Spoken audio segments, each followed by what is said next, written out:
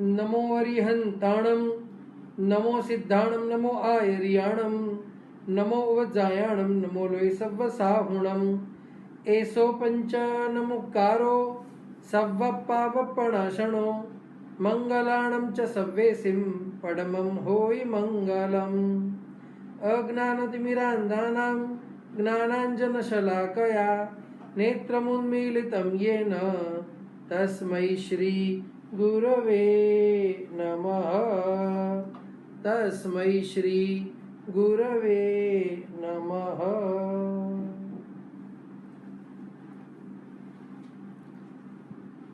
अनंत उपकारी अरिहंत परमात्माना शासनने पामेला महर्षि भगवंतो અનુબંધનું મહત્વ સમજાવે છે। ગઈકાલે આપણે વાત કરી બંધ કરતા અનુબંધનું મહત્વ વધારે છે, કારણ કે પરંપરા અનુબંધ સર્જે છે, બંધ સર્જન પરંપરાનું કરતું નથી। ઘણા ભાગ્યશાળીઓના પ્રશ્ન આવ્યા કે બંધ અને અનુબંધમાં તફાવત શું છે તે અમને જણાવો, કારણ કે આ વિષય બંધ અને અનુબંધ ઉપર આધારિત છે। જે પણ કરણો છે, કર્મના કરણો, કર્મનો બંધ પણ હોય, કર્મનો અનુબંધ પણ હોય છે, અને આ કરણોની અસર બંધ ઉપર હોય છે, તેવી જ રીતે અનુબંધ ઉપર પણ હોય છે।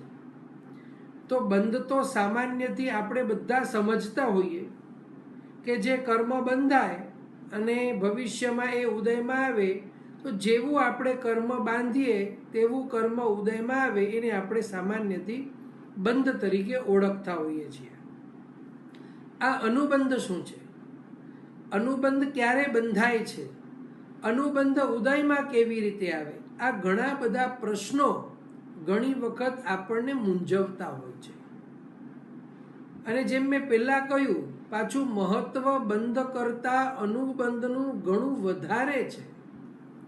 તો શાસ્ત્રકાર ભગવંતો કહે છે કે આપણે જ્યારે કર્મને બાંધીએ છીએ તો એ વખતે માત્ર કર્મ બંધ થતો નથી, બંધની સાથે અનુબંધ પણ નક્કી થાય છે।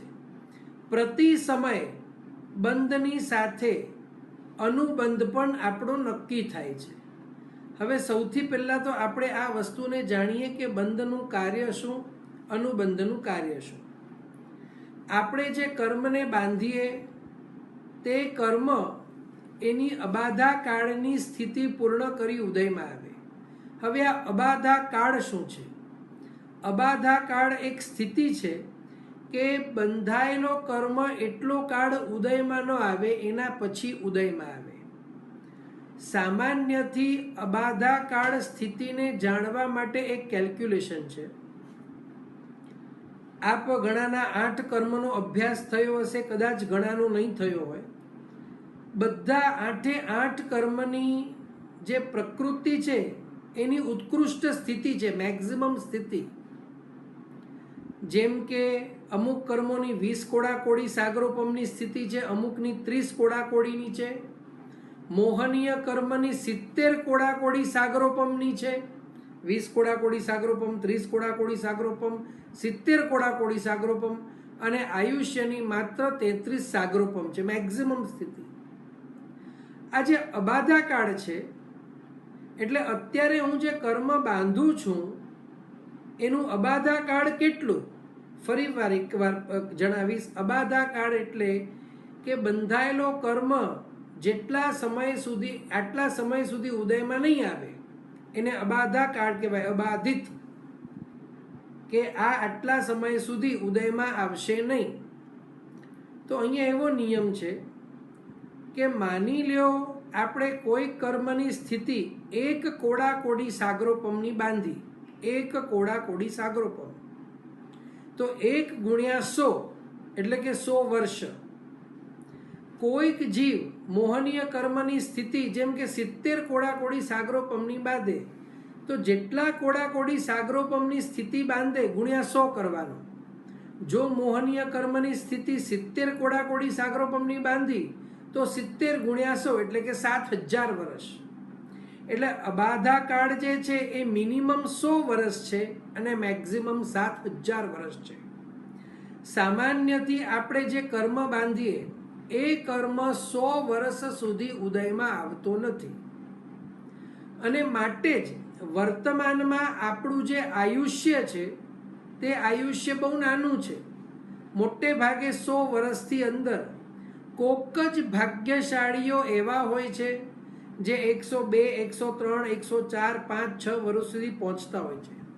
સામાન્યથી 98 થી 99% લોકો વર્તમાનમાં 100 વર્ષથી ઉપર જતા નથી, અને બંધાયેલો કર્મ સામાન્યથી 100 વર્ષ પછી જ ઉદયમાં આવે. કોક 100 અબાધા કાળ ઉપર છે, 100 વર્ષનું મિનિમમ અબાધા કાળ છે, કોઈ કર્મનું 200, 500 એમ કરી કરીને મેક્સિમમ 7000 વર્ષ. તો સામાન્યથી આનું એક પ્લસ પોઈન્ટ અને એક માઇનસ પોઈન્ટ જો આપણે જણાવીએ તો પ્લસ પોઈન્ટ એ છે કે આ ભવમાં તે ઉદયમાં આવવાનો નથી, તો આ ભવમાં જે કર્મ બાંધ્યો છે, જે આ ભવમાં ઉદયમાં આવવાનો નથી, આપણે એ કર્મમાં ફેરફાર કરી શકીએ. આ પ્લસ પોઈન્ટ છે.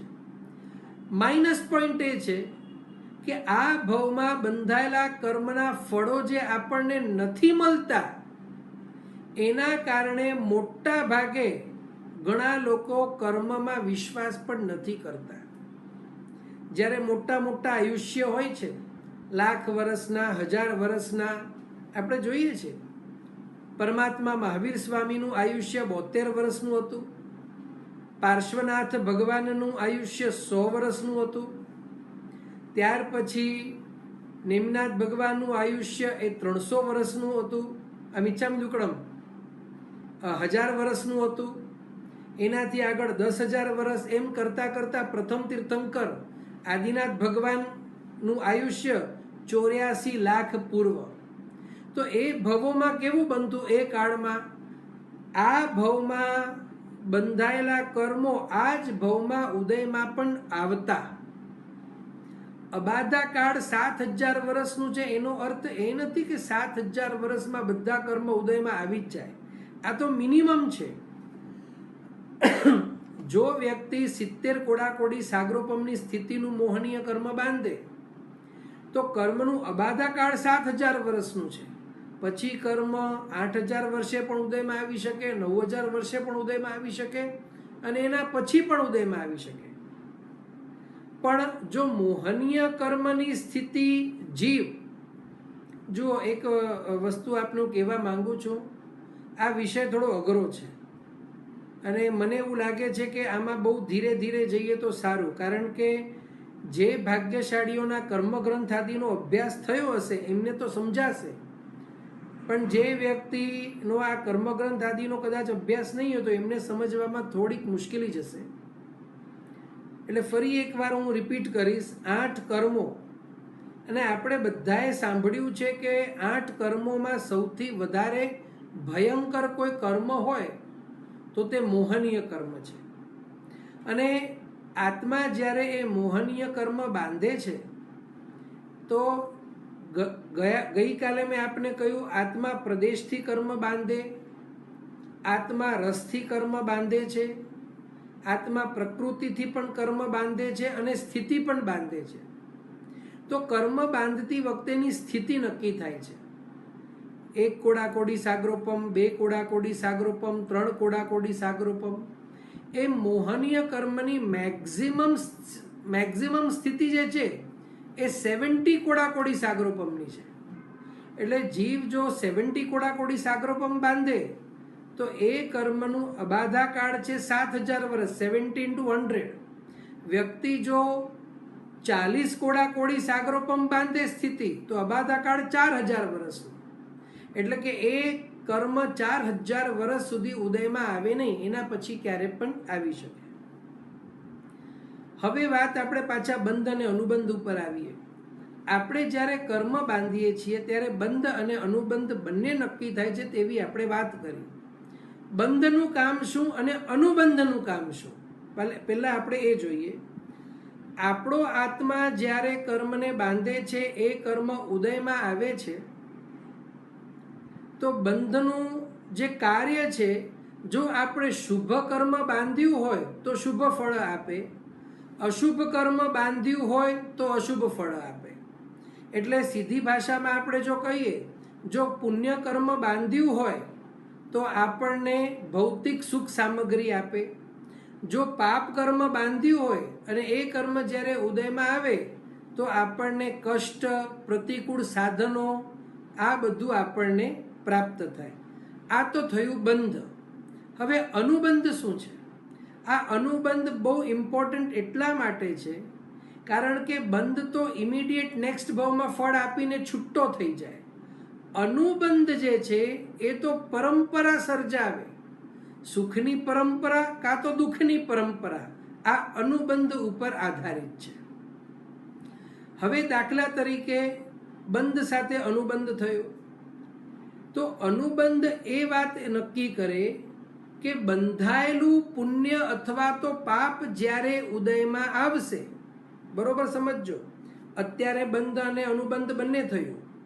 તો અનુબંધ શું નક્કી કરે કે આ જે પુણ્ય અથવા તો પાપ જે બંધાયું છે, આ જ્યારે ઉદયમાં આવશે એ વખતે ફરી શું બાંધવું એ નક્કી અનુબંધ કરે.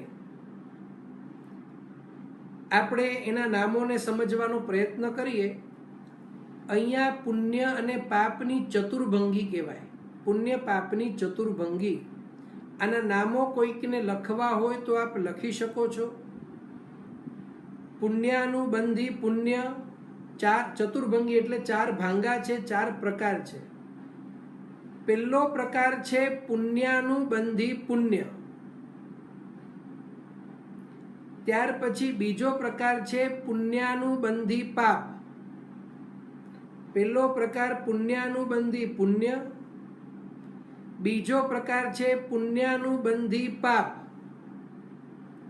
ત્રીજો પ્રકાર છે પાપાનુબંધી પુણ્ય અને ચોથો પ્રકાર છે પાપાનુબંધી પાપ. આ ચાર પ્રકારો છે. હવે આ ચાર પ્રકારોને આપણે સમજવાનો પ્રયત્ન કરીએ. આપણે નીચેથી જઈએ. સૌથી પહેલા તો પાપાનુબંધી પાપ. પાપાનુબંધી પાપ એટલે પાપા, જો હવે બરોબર તમે વાક્યને સમજવાનો પ્રયત્ન કરો. પાપાનુબંધી પાપ, પાપના અનુબંધ વાળું પાપ, આને કહેવાય પાપાનુબંધી પાપ.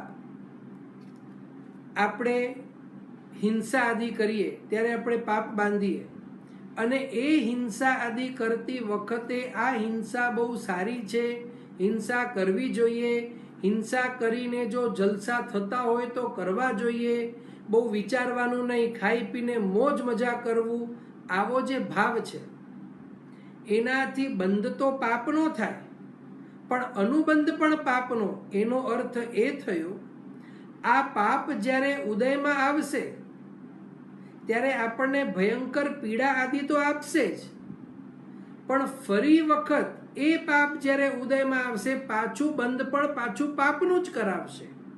હવે તે કઈ રીતે? તો દાખલા તરીકે અત્યારે પણ આપણા જીવનમાં માની લો કે કોઈક પાપનો ઉદય આવ્યો. હવે એ પાપના ઉદય વખતે આપણે પાપને શાંતિથી સહન કરીએ, કષ્ટોને શાંતિથી સહન કરીએ કે હાય હોય કરી અને પાછા નવા પાપો બાંધીએ? તો મોટે ભાગે જ્યારે આપણા પાપ કર્મ ઉદયમાં આવે છે એ પરિસ્થિતિને આપણે પચાવી નથી શકતા અને પાછા આપણે દુર્ધ્યાન આદિ કરી નાખીએ. આર્ત ધ્યાન કરીએ, રૌદ્ર ધ્યાન કરીએ, દુર્ધ્યાન આદિ કરીએ અને પાછું પાપ બાંધીએ. તો આ છે પાપાનુબંધી પાપ. પાપ જ્યારે ઉદયમાં આવે ત્યારે આપણો વ્યવહાર, આપણી સ્થિતિ એવી હોય, આપણું કાર્ય એવું હોય, આપણા અધ્યવસાય કે પરિણામ એવા હોય કે આપણે ફરી વાર પાપ બાંધીએ. એને કહેવાય પાપાનુબંધી પાપ.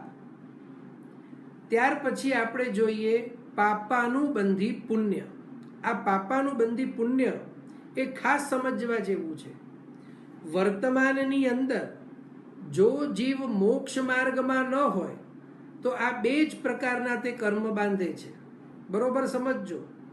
વર્તમાન સમયની, આમ તો કોઈ પણ સમયમાં, પણ વર્તમાન સમય હું એટલા માટે કહું છું કારણ કે વર્તમાન સમયમાં મોક્ષ માર્ગને પ્રાપ્ત કરવું પણ અતિ દુષ્કર કાર્ય છે.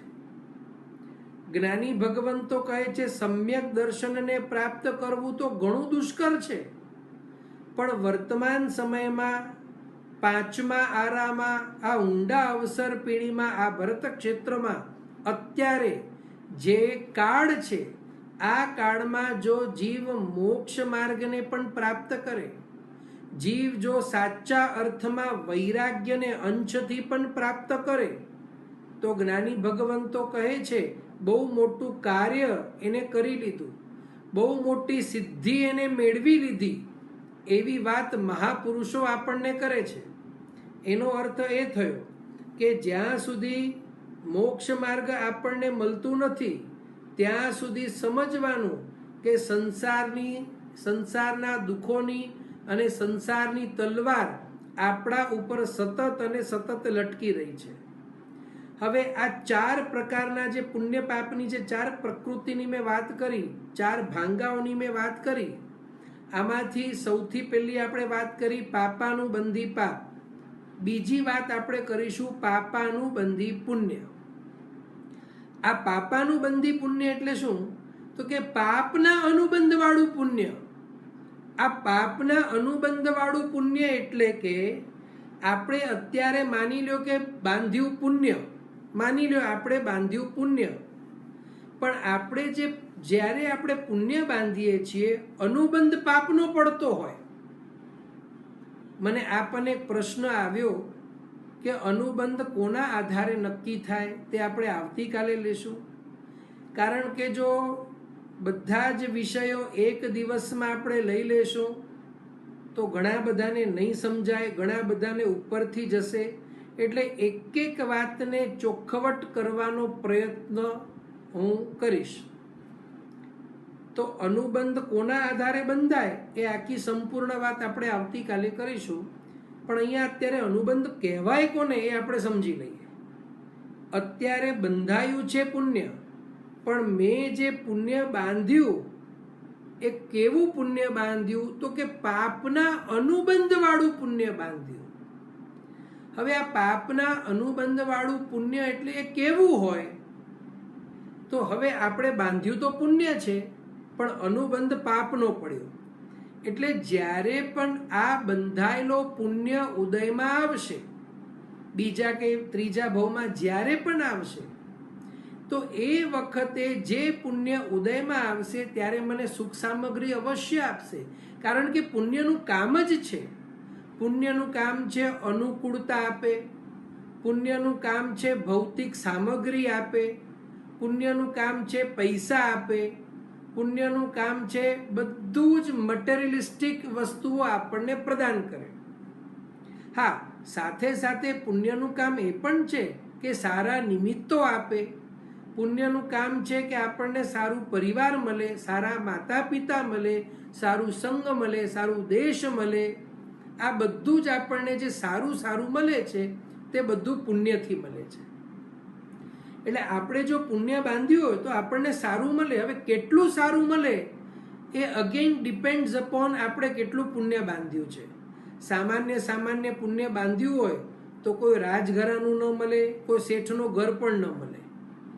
જ્ઞાની ભગવંતો તો ત્યાં સુધી કહે છે અતિ અતિ અતિ સામાન્ય ઘરમાં પણ જો મનુષ્ય તરીકે જન્મ લેવો હોય તો પણ જથ્થાબંધ પુણ્યની જરૂર છે. કારણ કે મનુષ્ય ભવને મેળવવા જ માટે પુણ્યનો બહુ મોટો જથ્થો જોઈએ. એમાં પાછું સારું કુળ મળવું, સારો દેશ મળવો, સારો સંઘ સમાજ મળવો, સારું ઘર મળવું, સારા માતા પિતા મળવા, એ તો બધું એડ-ઓન છે, એડ-ઓન. એની માટે તો હજી વધુ ને વધુ પુણ્ય જોઈએ. એટલા માટે જ જ્ઞાની ભગવંતો આપણને કહે છે વર્તમાનમાં આપણને આ જે ભવ મળ્યો છે, મનુષ્ય તરીકેનો તો ભવ આપણને મળ્યો જ છે. આપણને આર્ય દેશ પણ મળ્યું છે, આપણને આર્ય કુળ મળ્યું છે, આપણને જૈન ધર્મ મળ્યું છે, આપણને સારામાં સારા માતા પિતા મળ્યા છે, આપણને અનુકૂળ પરિવાર મળ્યો છે, બધું જ આપણને અનુકૂળ મળ્યું છે. અને જ્ઞાનીઓ કહે છે કે આટલી અનુકૂળતા જો પુણ્યથી મળી હોય અને એ અનુકૂળતાને જો આપણે ઓપોર્ચ્યુનિટી તરીકે ન જોઈએ અને આ અનુકૂળતાનો જે સમય છે આપણે મસ્તી મજાક મસ્કરી ઠઠ્ઠા આ કરવામાં જો આપણે વેડફી નાખીશું તો જ્ઞાનીઓ કહે છે આવેલો સમય બીજી વાર નહીં આવે. આ જે પુણ્યોદય આપણું અત્યારે ઉદયમાં છે, જે પુણ્ય ઉદયમાં છે એને આપણે એમને જેમ તેમ જો ખર્ચી નાખીશું, જે મહા મહેનતથી આપણે આ પુણ્ય બાંધ્યું છે આપણે કદાચ ભૂલી ગયા, પણ કેટલાક ભવોનું પુણ્ય ભેગું થયું ત્યારે આવું આ ઉત્તમ કુળ અને આ મનુષ્ય ભવ આપણને મળ્યું અને આપણે જો એમને વેડફી દેશું તો જ્ઞાનીઓ કહે છે we are sorry, we cannot help any more. અને પછી તિર્યંચ આદિના ભવોની અંદર કે નરક આદિના ભવોની અંદર આપણને સબળવું પડે છે. એટલે સૌથી પહેલાં તો જ્ઞાની ભગવંતો કહે છે કે આપણે પુણ્ય બાંધ્યું તો પુણ્યથી આપણને સારી સામગ્રી મળે, પણ જો અનુબંધ પાપનો હોય તો એ પુણ્ય ઉદયમાં આવે એ વખતે જે સારી સામગ્રી મળે છે એ સારી સામગ્રીનો આપણે દુરુપયોગ કરીએ અને પાપ બાંધી નાખીએ. જેમ દાખલા તરીકે અત્યારે પણ ઘણા લોકોના ખીચામાં રૂપિયા હોય છે, કોકના ખીચામાં 2000, કોકના ખીચામાં 5000 તો 10,000 હોય છે. પણ આમાં પણ ઘણા લોકો જુઓ એવા આપણે ઘણા લોકો આપણને મળે કે રૂપિયા તો ખીચામાં હોય પણ ઘણાને એ રૂપિયાથી સુકૃત કરવાની ઈચ્છા થાય અને ઘણા લોકોને એ રૂપિયાથી જલસા કરવાની જ ઈચ્છા થાય. ઘણા વ્યક્તિઓને એ રૂપિયાનો ઉપયોગ કરી ધર્મ પ્રભાવના કરવાની ઈચ્છા થાય અને ઘણા લોકો એ રૂપિયાને માત્ર ને માત્ર સંસારના ભૌતિક સુખો મેળવવા માટે ખર્ચો કરતા હોય છે. બંને ભાગ્યશાળીને પુણ્યનો ઉદય છે, પણ એક ભાગ્યશાળી એ પુણ્ય ખર્ચીને પાપ બાંધી રહ્યો છે, બીજો ભાગ્યશાળી જે પુણ્ય ઉદયમાં આવેલું છે એને પાછો એ પુણ્યનો ખર્ચો કરી પાછું પુણ્ય બાંધી રહ્યો છે. તો આ તફાવત છે. તો પાપાનુબંધી પુણ્ય એટલે કે જે પુણ્ય ઉદયમાં આવે ફરી પાછું પાપ બંધાવે એને પાપાનુબંધી પુણ્ય કહેવાય. ત્યાર પછી આપણે લઈએ પુણ્યાનુબંધી પાપ. આ પુણ્યાનુબંધી પાપ એટલે શું છે? તો બાંધ્યું કદાચ પાપ હોય પણ અનુબંધ પુણ્યનો પડ્યો હોય, બાંધ્યું પાપ હોય અને અનુબંધ પુણ્યનું પડ્યું હોય. આ કેવી રીતે બને? તો જે સમ્યક દ્રષ્ટિવંત જીવો હોય, ગુણસ્થાનકની ભાષામાં કહું તો ચોથા ગુણસ્થાનક અને એનાથી ઉપરના જે જીવો છે, જે જીવો સમ્યક દર્શનને પામ્યા છે તેવા જીવો કદાચ પાપ કરે, તો પણ અનુબંધ તો એટલે પાપ કરે એટલે બંધાય પાપ, પણ અનુબંધ તો પુણ્યનો જ પડે. કારણ કે તેવો નિયમ છે સમ્યક દર્શનની હાજરીમાં અનુબંધ પાપનો પડે નહીં. દેવોને પણ જો સમ્યક દર્શન હોય તો દેવોને પણ પાપનો અનુબંધ ના પડે. અરે ઇવન તિર્યંચને પણ ગાય ભેંસ બકરી ઘોડા ઊંટ વગેરેને પણ જો સમ્યક દર્શન હોય તો એમને પણ સમ્યક દર્શનની હાજરીમાં અનુબંધ પાપનો ન પડે. સિંહને બરોબર સમજજો, સિંહને પણ જો સમ્યક દર્શનનો ઉદય હોય અને તે સિંહ આજે જ બપોરના વર્ગમાં નાના બાળકો માટેનું વર્ગ કલ્પનાબેન લઈ રહ્યા હતા અને એ વર્ગમાં કલ્પનાબેને એક ફોક્સની વાર્તા બતાવી હતી અને એ ફોક્સ જે છે એ ભગવાનની આજ્ઞા મુજબ એને એ મહાપુરુષના વચનો સાંભળે છે અને રાત્રિ ભોજન ન કરવો તેવું સંકલ્પ કરે છે હવે આપ વિચાર કરો, ફોક્સ જેવો ફોક્સ એ પ્રાણી પણ રાત્રિ ભોજન ન કરવું તેવું સંકલ્પ કરે છે, અંતે એને પાણી પણ મળતું નથી અને મૃત્યુ પામી અને બીજા ભાવમાં રાજકુમાર થાય છે, કારણ કે સમ્યક દર્શન નહોતું. પણ અહીંયા માની લ્યો કે સમ્યક દ્રષ્ટિ સિંહ હોય અને તે સિંહ સમ્યક દર્શનની હાજરીમાં માંસ ખાય, કારણ કે સિંહ ક્યારે પણ ઘાસ ખાય નહીં, તો જ્ઞાનીઓ કહે છે એ કદાચ બાંધે પાપ પણ અનુબંધ તો પુણ્યનો જ પડે. એના ઉપરથી આપણે વિચાર કરવો જોઈએ કે સમ્યક દર્શનની તાકાત કેટલી છે. સમ્યક દર્શનની હાજરીમાં જીવ કદાચ ભૂલ કરે, કદાચ પાપ કરે, તો પણ અનુબંધ તો પુણ્યનો જ બાંધે. તો આ પુણ્યાનુબંધી પાપ, આ પાપ જ્યારે જો પુણ્યાનુબંધી પાપ એટલે પુણ્યના અનુબંધ વાળું પાપ. હવે બાંધ્યું શું પાપ? આની માટે હું દાખલો આપું તો ભરત ચક્રવર્તી અને બાહુબલીની પણ જે મેં વાત કરી હતી, બંને ભાઈઓ જ્યારે યુદ્ધ કરે છે, બંને ભાઈઓને સમ્યક દર્શન છે, બંને ભાઈઓ સમ્યક દ્રષ્ટિવંત છે, પણ યુદ્ધ કરે છે, એકબીજાને મારે છે, હિંસા કરે છે, એટલે બાંધે છે પાપ, પણ અનુબંધ તો એ વખતે પણ પુણ્યનો પડે છે. એ વાત જુદી છે. બંધાયેલો પાપ જે હતો, બાહુબલી અને ભરત ચક્રવર્તી બંને જે પાપ બાંધ્યું, એ પાપ ઉદયમાં આવે એનાથી પહેલા જ એ પાપને આ બંને ભાઈઓએ ભોગવ્યા વિના ખતમ કરી નાખ્યા. હવે એ ખતમ કઈ રીતે થઈ શકે? તો 8 કરણોની વાતમાં એ પણ આપણે આગળ લેશું. પણ કહેવાનું તાત્પર્ય, આવી કોઈ પાપસ્થાનકની સેવના કોઈ સમ્યક દ્રષ્ટિવંત કરે તો એને પુણ્યાનુબંધી પાપ બંધાય. હવે એ બાંધેલું જે પાપ જ્યારે ઉદયમાં આવે, તો દાખલા તરીકે આજે પણ હું તમને એક દ્રષ્ટાંત કહું. એવા કેટલાક મહાપુરુષો છે, જેમ કે આપણે ઓલા મહાત્મા, તો તેના નામ મને ખ્યાલ નથી આવતો,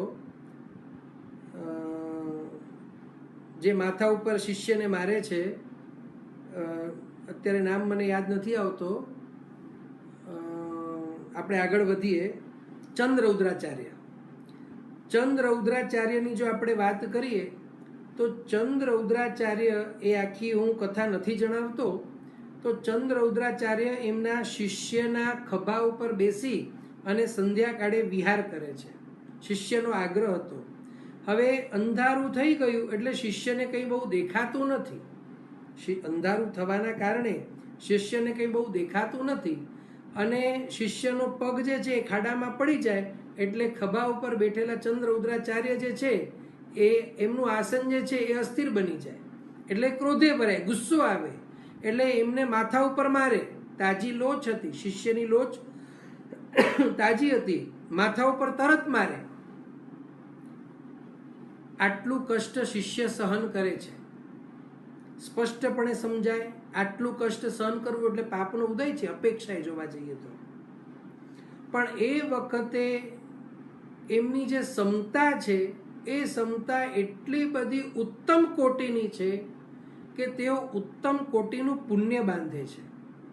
એ પણ વાત જુદી છે કે અલ્પવારમાં તો તેઓ નાનો મોટો પુણ્ય પણ એ ખપાવી નાખે છે, કારણ કે પછી એમને કેવલ જ્ઞાન ઉત્પન્ન થાય છે.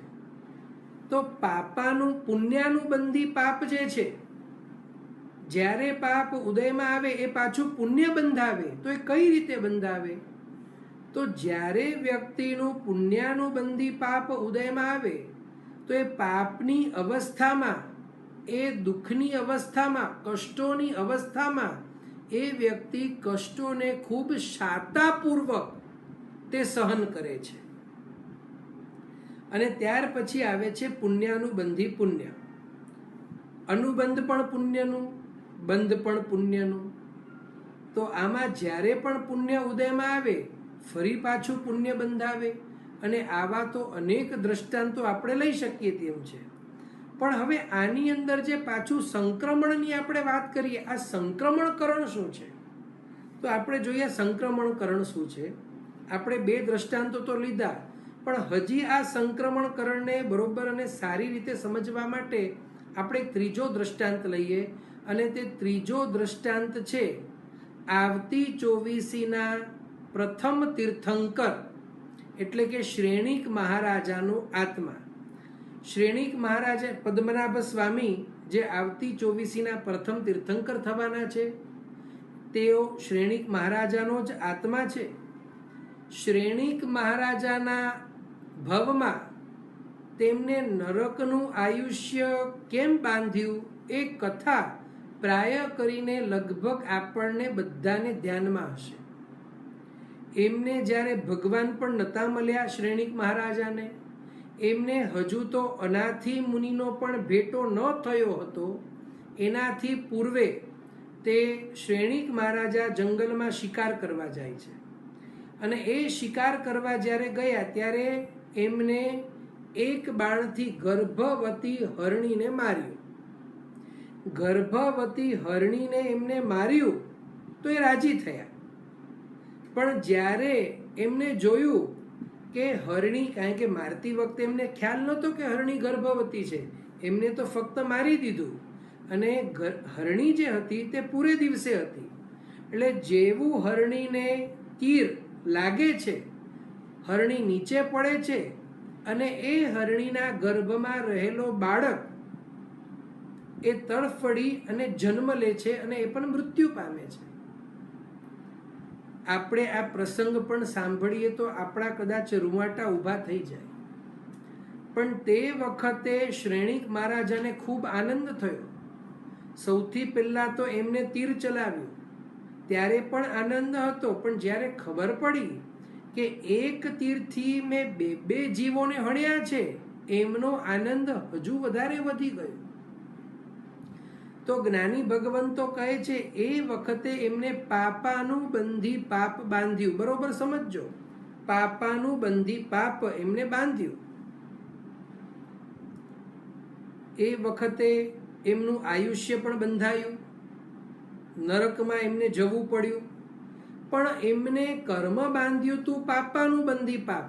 એનો અર્થ એ થાય કે આ પાપ જ્યારે નરકમાં ઉદયમાં આવશે ત્યારે ફરી એકવાર આ પાપ પાછું પાપ બંધાવશે. પણ અત્યારે શ્રેણિક મહારાજાનો આત્મા જે નરકમાં છે, 100% અત્યારે એમને પાપ બાંધ્યું હતું, માટે અત્યારે પણ તેઓ નરકમાં પાપ ભોગવી રહ્યા છે. શ્રેણિક મહારાજાનો આત્મા તીર્થંકરનો આત્મા છે, એનો અર્થ એ નથી કે નરકની અંદર એમની આજુબાજુ બે દાસ દાસીઓ બેઠા છે અને પંખા વીંજે છે, આવું કશું જ નથી. જે પણ નરકની ઠંડી છે કે નરકની જે ગરમી છે કે નરકની જે દુર્ગંધ છે, અથવા તો નરકમાં જે તરસ લાગે, જે ભૂખ લાગે, આ બધી જ વેદના, આ બધા જ પ્રકારની વેદના અત્યારે પણ શ્રેણિક મહારાજાનો આત્મા ત્યાં ભોગવી રહ્યો છે.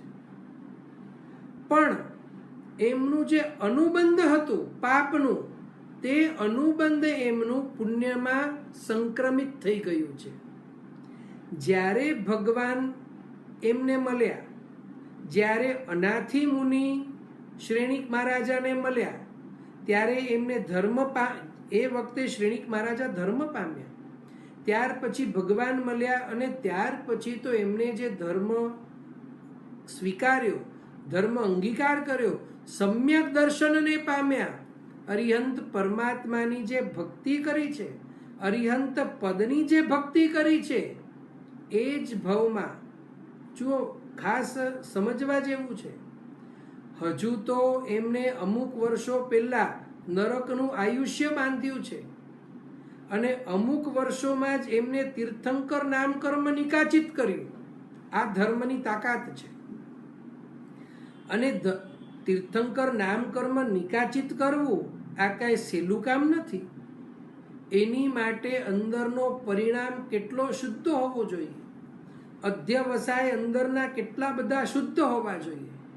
બસ તો આ જ્યારે ધર્મ અનુષ્ઠાનમાં પરમાત્માની ભક્તિના કાળમાં થયું એવું કે જ્યારે એમને હરણીને માર્યું એ વખતે એમને પાપાનું બંદી પાપ બાંધ્યું, કારણ કે ધર્મથી રહિત હતા, એમને કોઈ સમ્યક દર્શન હતું નહીં, ગાઢ મિથ્યાત્વી હતા, કૃત્ય પણ પાપનું જ હતું અને અનુબંધ પણ પાપનું બાંધ્યું. પણ સમ્યક દર્શન પામ્યા, ભગવાનને પામ્યા, શુદ્ધ ધર્મને પામ્યા, ત્યાર પછી બન્યું એવું કે અનુબંધમાં મોટો ફેરફાર થયો. આમ તો તેઓ બંધમાં પણ ફેરફાર કરી શકે, પણ અહીંયા એક એવો નિયમ છે કે એક વખત આયુષ્ય બંધાઈ જાય પછી એમાં ફેરફાર ન પડે. એક વખત જો નરકનો આયુષ્ય બંધાઈ જાય પછી એમાં બદલાવ આવી શકે નહીં. હા, જો આયુષ્ય બંધાયું ના હોત તો અવશ્ય એમાં ફેરફાર આવી શકે, પણ અહીંયા આયુષ્ય બંધાઈ ગયું એટલે આયુષ્ય નિકાચિત થઈ ગયું. હવે આયુષ્ય નિકાચિત થઈ ગયું માટે એમાં ફેરફાર પડે નહીં, પણ જે અનુબંધ હતું એમાં એમને ફેરફાર કર્યો એમના જ આંતરિક પુરુષાર્થથી. અને માટે જ અત્યારે શ્રેણીક મહારાજા જ્યારે નરકમાં છે એમને ભયંકર પાપનો ઉદય છે, પણ જે પ્રકારે તે પાપને ભોગવી રહ્યા છે એમને સ્પષ્ટ ખ્યાલ છે આ બધો જ ફળ મારા કરેલા કર્મોના કારણે છે. એટલે આ નરકની અંદર પણ શ્રેણીક મહારાજા પાપને ભોગવતા ભોગવતા અત્યારે બિલકુલ હાય હોય કરતા નથી. એકદમ શાંત ચિત્તે જે પણ પાપો કે જે પણ કષ્ટો એમને આવી રહ્યા છે તે બધા જ કષ્ટો શ્રેણીક મહારાજા શાંત ચિત્તે અત્યારે તે સહન કરી રહ્યા છે. તો આ છે પાપાનું બંધી જે પાપ હતું એમને પાપના અનુબંધનું સંક્રમણ શ્રેણીક મહારાજાએ પુણ્યમાં કરી નાખ્યું છે. અને આ અનુબંધનું પાપના અનુબંધનું સંક્રમણ પુણ્યમાં કઈ રીતે થયું? તો આ ધર્મના પ્રભાવે થયું, સમ્યક દર્શનના પ્રભાવે થયું, પરમાત્માના પ્રભાવે થયું. અનાથી મુનિ એમની માટે પ્રથમ નિમિત્ત બન્યા, શુદ્ધ ધર્મની પ્રાપ્તિ થઈ. અને માટે જ જ્ઞાની ભગવંતો કહે છે શુદ્ધ ધર્મમાં એટલી તાકાત છે કે અશુભ બંધ અને અનુબંધ બંનેને ફેરવી શકે. ખાલી કન્ડિશન એટલી કે નિકાચિત ન હોવું જોઈએ, કારણ કે નિકાચિત કર્મો જે છે એમાં આપણે ફેરફાર કરી શકતા નથી. નિકાચિત કર્મો આપણને ભોગવવા જ પડે છે. જોકે આમ તો સામાન્યથી એવો પણ નિયમ નથી કે નિકાચિત કર્મો ભોગવવા જ પડે, પણ આપણી માટે નિયમ અવશ્ય છે કે નિકાચિત કર્મો ભોગવવા પડે. આમ તો એવી સ્થિતિ આવે છે, જ્ઞાની ભગવંતો કહે છે જીવ જ્યારે 8મા ગુણસ્થાનકથી આગળ વધે એટલે કે ક્ષપક શ્રેણી માંડે, કેવલ જ્ઞાન જ્યારે આત્મા પ્રાપ્ત કરે એનાથી પહેલા ક્ષપક શ્રેણી માંડે. તો આત્મા જ્યારે ક્ષપક શ્રેણી માંડે ને એ ક્ષપક શ્રેણીના કાળમાં આત્મા ઉપર લાગેલા નિકાચિત કર્મો આત્મા ભોગવ્યા વિના તોડી શકે છે. ક્ષપક શ્રેણીની અંદર આત્મા ઉપર લાગેલા જે નિકાચિત કર્મો છે તે નિકાચિત કર્મોને આત્મા ભોગવ્યા વિના એને ખતમ કરી શકે છે. પણ કન્ડિશન શું છે કે ક્ષપક શ્રેણી માંડે તો. અને જે જીવ ક્ષપક શ્રેણી માંડે તે જીવ અવશ્ય ક્ષપક શ્રેણી તરત અંતર્મુહૂર્તમાં પૂર્ણ કરી અને કેવલ જ્ઞાનને પામે. આ ભાવમાં આપણે કોઈ ક્ષપક શ્રેણી માંડવાના નથી. અને માટે ક્ષપક શ્રેણી જો ન માંડીએ તો નિકાચિત કર્મોને ભોગવ્યા વિના બીજો કોઈ ઉપાય નથી. નિકાચિત કર્મોમાં ફેરફાર પણ થઈ શકતો નથી. એની માટે પણ જે એક કથા છે નંદીશેણ મુનિની, બહુ સરસ મજાની કથા છે, એ પણ આપણે આગળ જણાવીશું. તો આને સંક્રમણકરણ કહેવાય. પુણ્યનું સંક્રમણ પાપમાં, પાપનું સંક્રમણ પુણ્યમાં, શુભનું સંક્રમણ અશુભમાં, અશુભનું સંક્રમણ શુભમાં આવી રીતે અવશ્ય થઈ શકે છે. ત્યાર પછી ઉદ્વર્તનાકરણ, આ વાત ઉપર આપણે આવીએ. અત્યારે જે પણ આપણે લીધું એમાંથી ઘણાને પણ પ્રશ્નો હશે તો આ પ્રશ્ન પૂછી શકો છો. ઉદ્વર્તનાકરણની અંદર મિચ્છામિ દુક્કડમ ઉદ્વર્તનાકરણ આપણે આવતીકાલે લેશું. અહીંયા આપણો સમય થયો છે પ્રશ્નોત્તરીનો, અને પ્રશ્ન પણ છે અમુક, તો એ પ્રશ્નોને આપણે જોઈ લઈએ.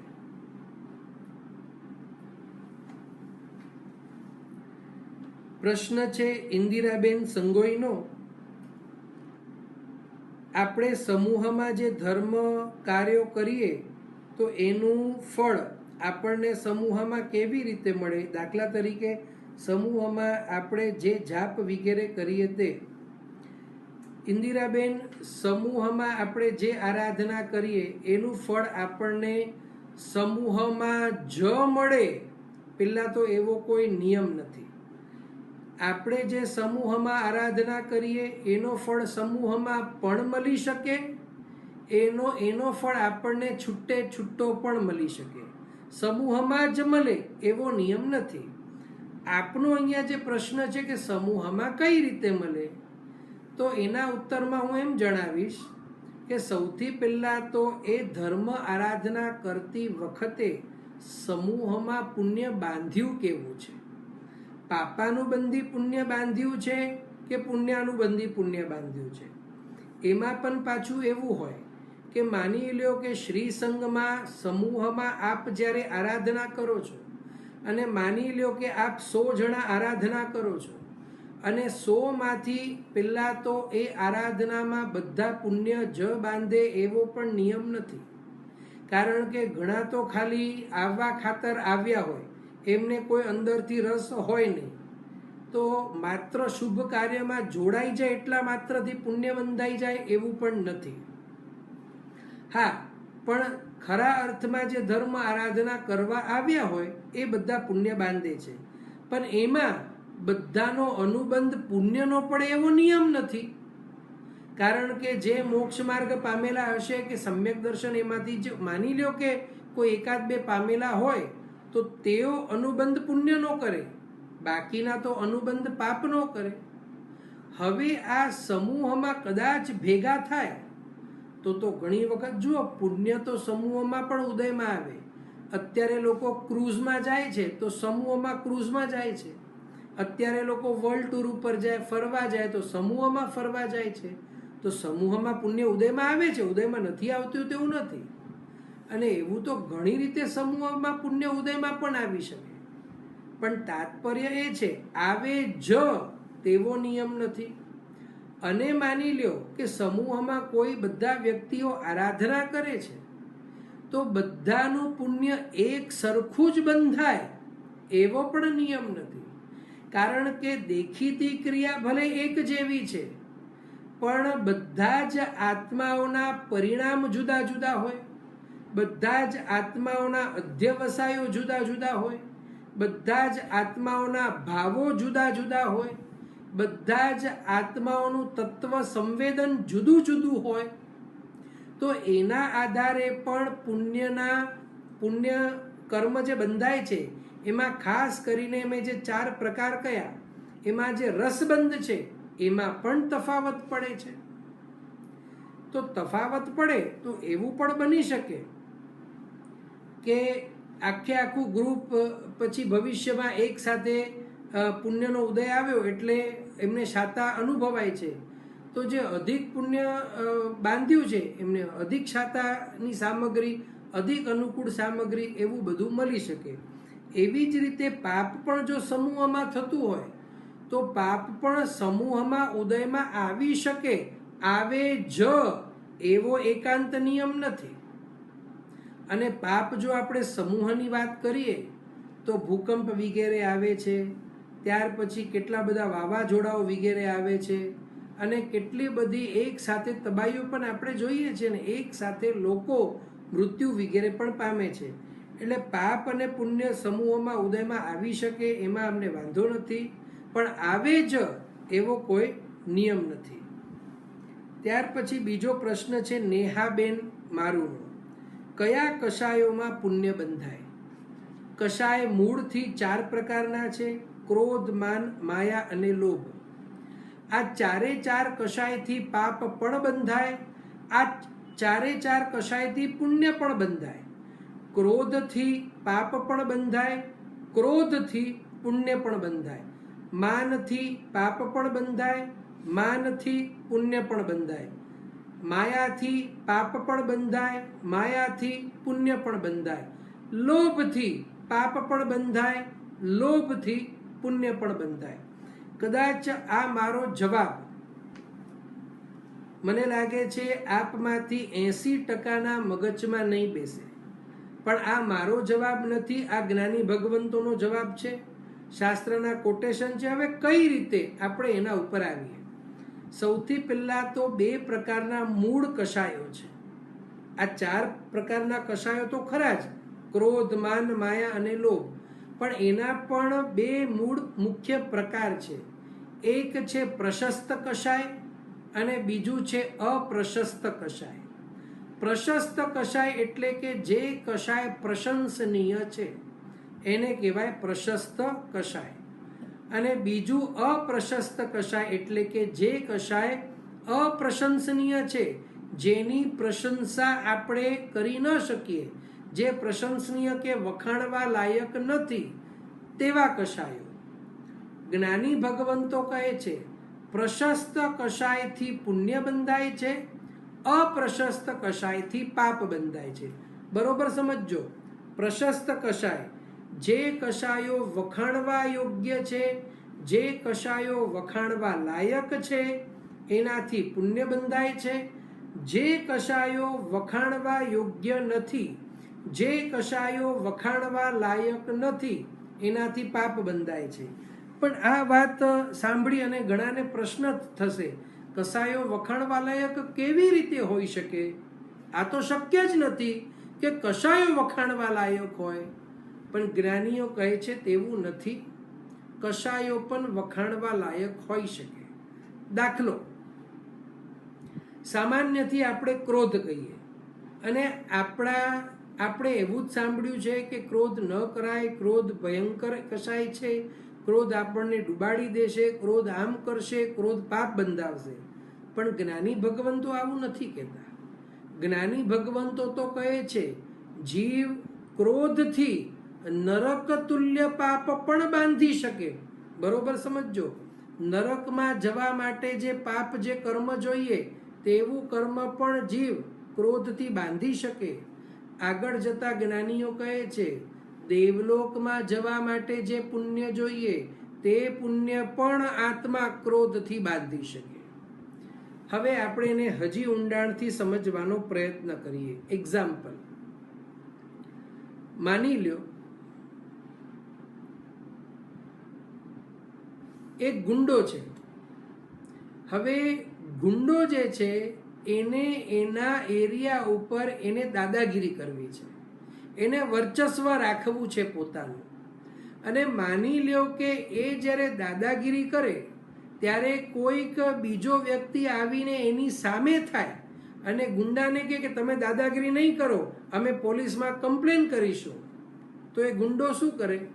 એના ઉપર ક્રોધિત થઈ જાય, એને મારવા લાગે. તો જ્ઞાનીઓ કહે છે આ ક્રોધ અપ્રશસ્ત છે, બિલકુલ વખાણવા લાયક નથી.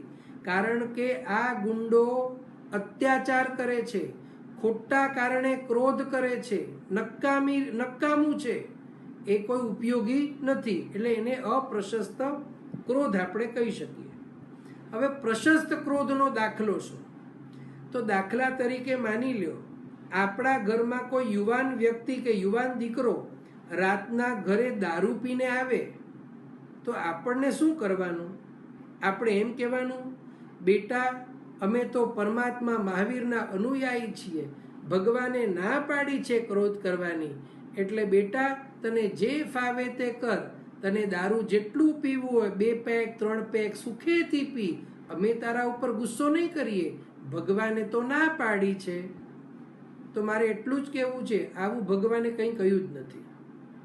ભગવાને તો સ્પષ્ટ કહ્યું છે જો આશ્રિતોથી ભૂલ થાય તો યોગ્ય સમયે અવશ્ય ઠપકો આપવો.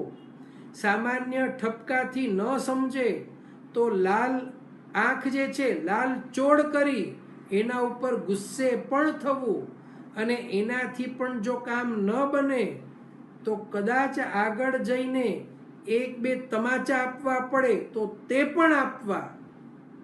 ફરક એટલું જ છે, ગુંડો જે ગુસ્સો કરે છે એમાં કોઈનું હિત નથી, માત્ર ને માત્ર અહિત છે. જે ક્રોધ અહિતનું કારણ છે એનાથી જીવ જે છે એ પાપ બાંધે છે. જે ક્રોધ હિતનું કારણ છે એનાથી જીવ પુણ્ય બાંધે છે. ઘણી વખત એવા પ્રસંગો આવતા હોય છે કે અન્ય લોકોના કે પોતાના, એટલે આમ સામાન્યથી હિતના કારણે આપણને ક્રોધ કરવો પડતો હોય છે. જેમ માતા પિતાને આપણે જોઈએ, બાળક જો ભૂલ કરે, અવળા માર્ગે જાય તો માતા પિતા અવશ્ય ક્રોધ કરે. તો એ ક્રોધ જ્યારે માતા પિતા કરે છે ત્યારે માતા પિતાને દીકરાઓ કે દીકરીઓ ઉપર કોઈ તિરસ્કારનો ભાવ નથી, કોઈ દ્વેષનો ભાવ નથી, કોઈ તુચ્છપણાનો ભાવ નથી, પણ હિતનો ભાવ છે, અને તેઓ ક્રોધ હિત બુદ્ધિથી કરે છે.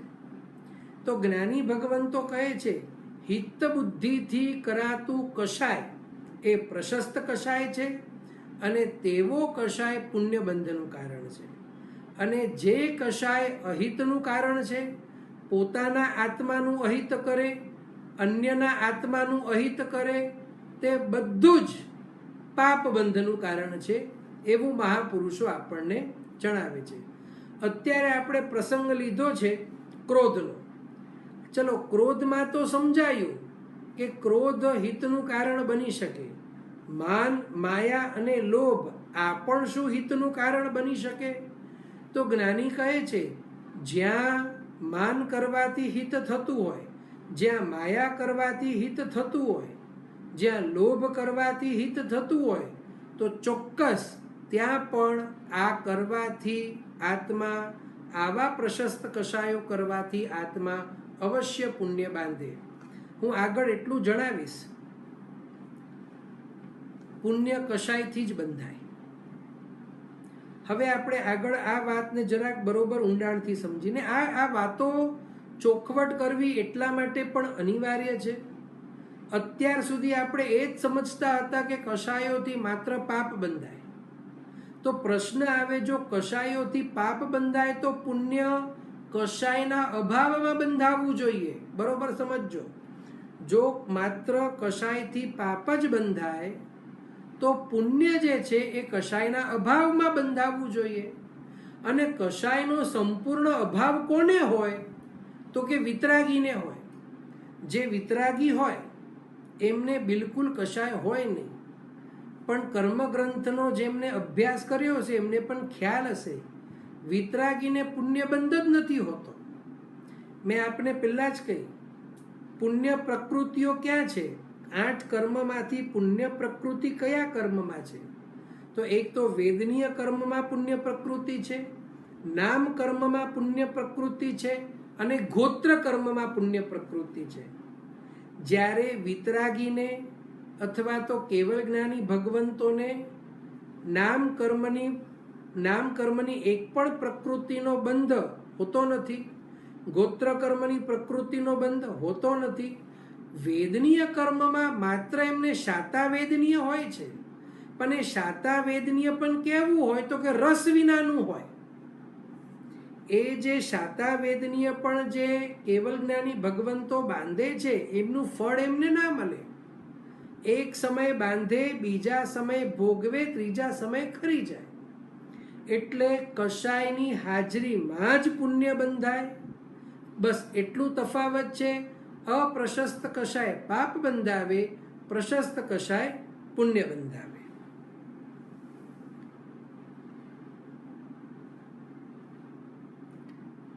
ત્યાર પછી પ્રશ્ન છે ખુશીબેન વિકમસિંહનો. શુદ્ધ ધર્મ અને અશુદ્ધ ધર્મને વિસ્તારપૂર્વક સમજાવશો. ખુશીબેન, આપનો પ્રશ્ન ખૂબ સરસ છે.